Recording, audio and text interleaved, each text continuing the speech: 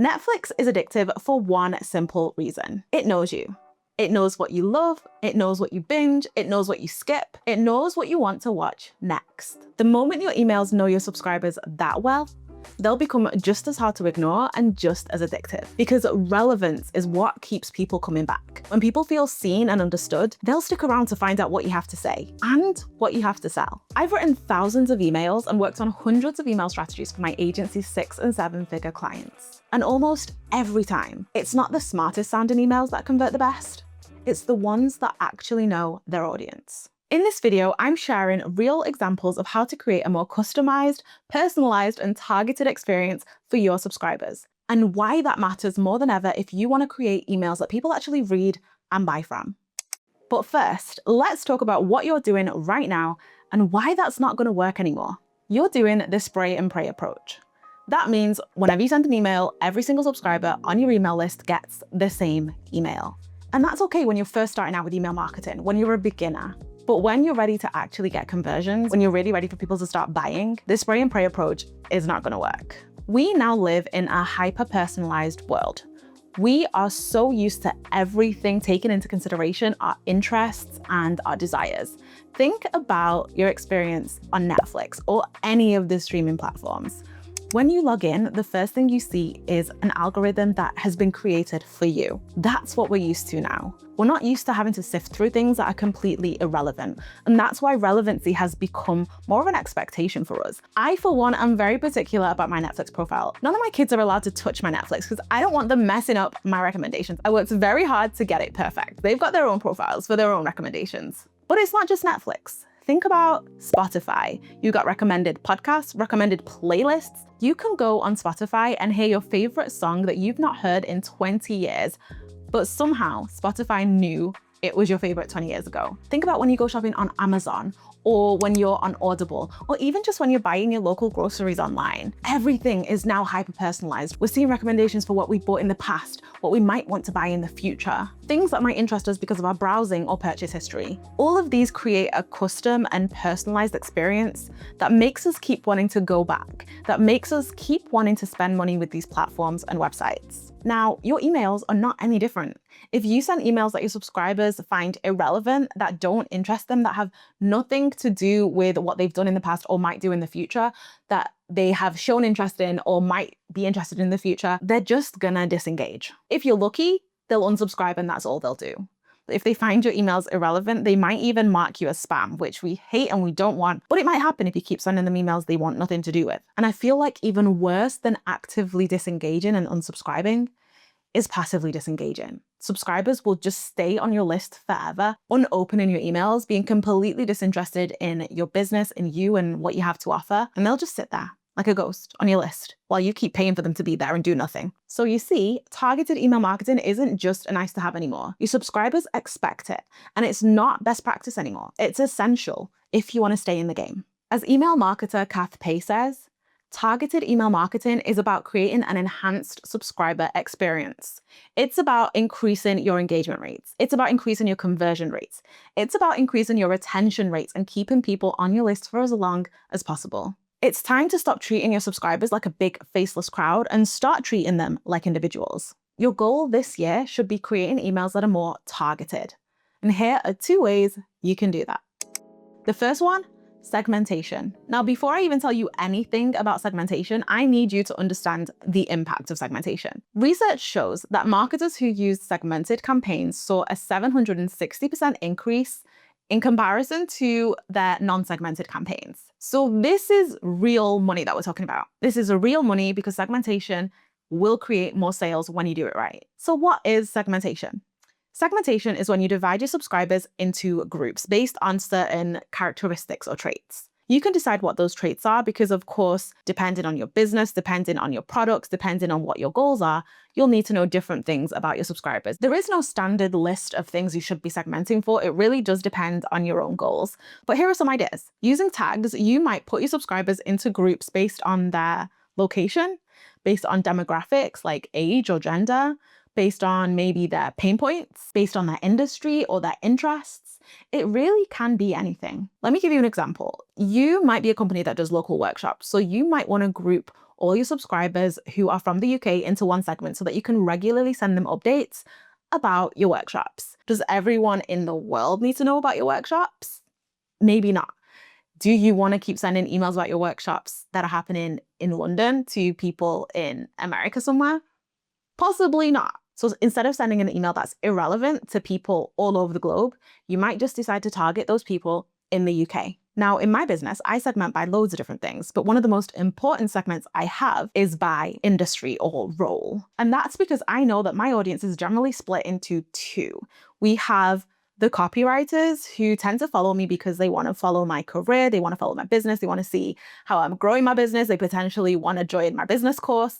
Those are the copywriters. But then we have the non-copywriters. Those are the business owners who are following me because they want to hire my agency. Now, these two different audiences require different emails. I don't want to send emails to the copywriters about hiring my agency because they're not going to hire my agency. It's completely irrelevant to them and they will unsubscribe. I want to send those emails only to the people who are not copywriters. On the other hand, if I'm promoting a workshop that is just for copywriters, I don't want to send those emails to the whole list because I'll be bothering and annoying everybody who isn't a copywriter, who this workshop isn't for. So in that case, I'm going to send those emails specifically to my copywriter segment. Segmentation allows you to send the right emails to the right people, and that's why it's so powerful. Now, you might be wondering, how do you get this information?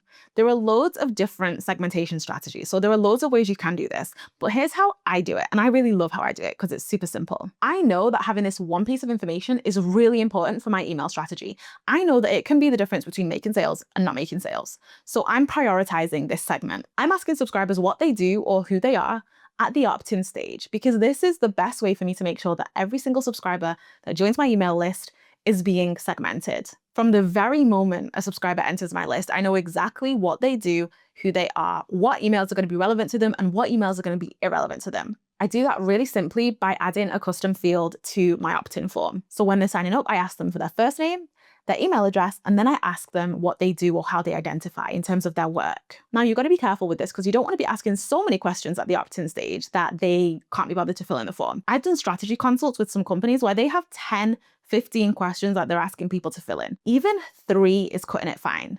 So if I'm going to ask 3 questions and potentially risk people feeling like, oh, this is too much, I'm going to make sure that third question that I ask is really important to my email strategy. I set this up really easily on Kit, formerly ConvertKit. That's the email marketing tool I use for all my email marketing. Now, not every tool allows you to add custom fields. If you feel like this is something you might want, you probably want to check out Kit. This feature is available on their free plan, and their free plan also allows you to have up to 10,000 subscribers and 1 automation as well. So if you watched my welcome sequence video, you could set up your opt-in form with an extra custom field and use that 1 free automation for your welcome sequence too. If you want to know more about Kit, formerly ConvertKit, and check out all these other features, head over to emancopycode.com/kit, and you'll also get your 14-day trial as well. Another way that I use this information is by making sure that even my subject lines are custom for the segment that's receiving it. I recently had a launch where I was selling my Design Your VIP Week masterclass, and I made sure that the copywriters on my list got 1 version of the subject line, and the non-copywriters on my list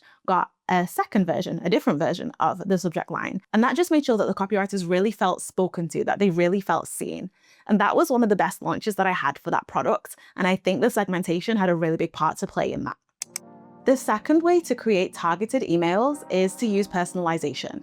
The stats tell us that 71% of consumers expect personalized interactions from companies, and 76% get frustrated when they don't get that. So this really has become essential. Now, just to make sure that you're understanding the difference between segmentation and personalization, because it can be a bit tricky, is that segmentation is about the who. It's about the group of people that are being sent your emails. Personalization, on the other hand, is about the what. So it's actually about the tailoring of the message inside the email. I want to give you a few examples of how I use personalization so you can maybe get some inspiration for how you might use personalization. But remember that we can use this in different ways. What might be relevant and helpful to me and my subscribers may not be for yours. So just bear that in mind as I'm walking you through this. One of the ways I recently used personalization was in my digital product launch. So I was launching my masterclass, again, Design Your VIP Week. And in the run up to the launch, I had created this waitlist. And anyone who joined the waitlist got a bonus. And that was to incentivize them to join the waitlist. And when they did join the waitlist, they got the waitlist tag on the back end of my email marketing tool so that I knew they had joined the waitlist. Now, in the actual launch, I wanted to remind the people who were on the waitlist that they also get this bonus because they signed up for the waitlist. That was their bonus. That was their incentive. And I wanted to remind them of that. But that key piece of information that could really be a conversion trigger for some people wasn't relevant to everyone on my email list. It was only relevant to those people who had actually joined the waitlist. So I used conditional content, which basically means the content that people are getting is conditional on certain requirements being met. I used conditional content to make sure that people with the waitlist tag got one extra sentence in their email to remind them that they were on the waitlist. So they get the bonus and they should join so they don't miss out on the bonus. Anyone who was not on the waitlist did not get that additional email. And again, that was really easy to set up with liquid code in Kit. It sounds complicated, but it's really not as complicated as it sounds. And it really can make a big difference in your emails and your launches. Now, you might not be launching. So how might you use personalization if you are not launching, if you don't do launches? Well, if you're selling a one-to-one service like I am, you might actually like what I did. So I had a link in one of my emails that basically told people who were interested in hiring my agency to head over to the contacts page on my website. So when those people clicked through, but they didn't fill out an inquiry form, they didn't get in touch, I then sent them an extra email. I personalized this experience based on not just what they had done in the past, but actually what they hadn't done. So just know, the behavior that your subscribers don't engage in can sometimes be just as important as the behavior that they do engage in. So based on their inaction, they received an additional email. And that email basically asked them to share their concerns around hiring my agency and let me know what was going on. What are they thinking? Someone actually responded to that email. They let me know what they were struggling with, what was stopping them from hiring me and my agency. So because of that personalization, I was able to start a conversation with someone and really talk through whether it was right for them to hire me and my agency. Turns out it was the right move for them to hire us. And that one client has spent over $73,500. $73,500 with my agency since she signed on to working with us. Because of that one piece of personalization, that one extra email that people got because they didn't do something, because they didn't act in a certain way, brought my agency $73,500 from one client. That is the power of personalization. It's about sending the right email to the right person at the right time.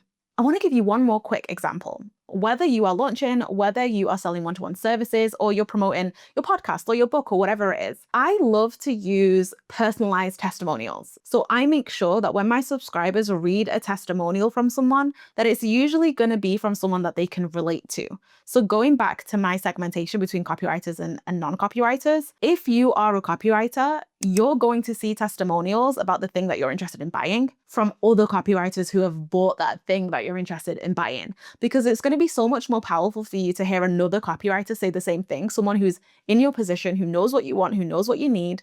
It's so much more powerful to hear them specifically say that my product, or whatever it is that you want to buy, is great and that they should really buy it, versus someone who isn't in your industry, isn't in your field, doesn't really know what you need and want. Again, that is the power of personalization. You could extend that so much further. So it could be that you are making sure that testimonials from podcasters are in front of podcasters, or that testimonials from coaches are in front of coaches, or that you put in the testimonials of someone who has a specific pain in front of people who have that same specific pain. There are so many different ways you can do this. And as long as you get it right and you get it right for your business and your audience, this can change the game for both your business and your email marketing. Okay, let's summarize, because this was a lot. The 2 ways you are going to make sure you're sending more targeted emails and that you're creating a more customized, enhanced experience for your subscribers is by using segmentation and personalization. Segmentation is about the who, it's about the group of people that share certain characteristics or traits. And personalization is the what. So it's more about the tailored message, the content, what's going inside the email that that individual is receiving. And all of this is about sending the right email to the right people at the right time so that you can optimize conversions, get more people opening your emails, reading your emails, loving your emails, and buying from your emails. If this video gave you any ideas, any inspiration, I want you to drop them in the comments. How are you going to segment your list? How could you personalize your emails more? What is going to be effective for you and your business? If you've watched this and you've thought, okay, this sounds amazing, but I don't even know where to begin, or I just don't want to do this by myself, I want to invite you to book a one-to-one email strategy consult with me. It's a 60-minute call, and in that time, we could map out your segmentation strategy and figure out how to implement it. We can talk about how you want to personalize your emails and what would make sense for your business. We could outline specific emails that you can send. You'll leave our call knowing exactly what to do next. I only offer 3 of these consult calls a month, so if this sounds interesting to you, head over to the link in my description and check it out. I am so confident I can help you that I actually offer a guarantee. So if you do the consult call and feel like it didn't help you, you can ask me for a refund and I will give it to you. That's a 100% money back guarantee right there. You literally have nothing to lose. So head over to the link in my description and book your consult call now. I cannot wait to help you with your email marketing. Together, we will make your emails impossible to ignore. Whew, that was a lot. This was the 4th and final video in my Reset Your Email Strategy series. So I hope you loved it. Don't worry, I will be back with more videos. So subscribe to my channel so you can get notified when the next one releases. See you next time.